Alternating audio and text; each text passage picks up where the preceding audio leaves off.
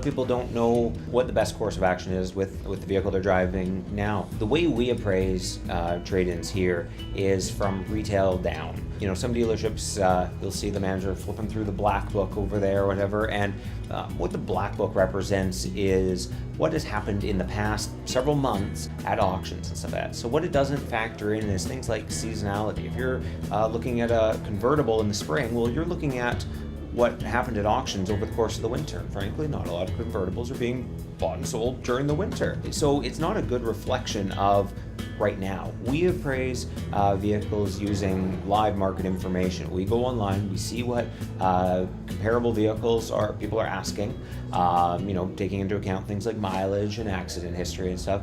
We know what our reconditioning costs approximately are going to be after looking at a vehicle. Perhaps it needs a windshield, perhaps it needs a new set of tires. We know what our reconditioning costs are going to be.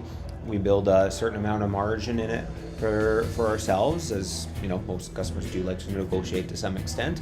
And from there, we arrive at a trade-in value. And doing it this way, you know, comparing it to what a black book value or wholesale value might be, we can often pay more for a vehicle than maybe what a customer is anticipating, based on the fact that, you know, it's a hot commodity in the used car market. And the other thing to keep in mind in terms of whether to sell it privately or trade in a vehicle is when you're trading in a vehicle, of course, you're only paying tax on the difference between the two. Now, if you have a vehicle that's near the end of its life that's not worth very much money, sure, there's not going to be very much tax savings, but for most people, when you take a vehicle even worth $10,000 and 12% tax you're saving on top of that, it's $11,200.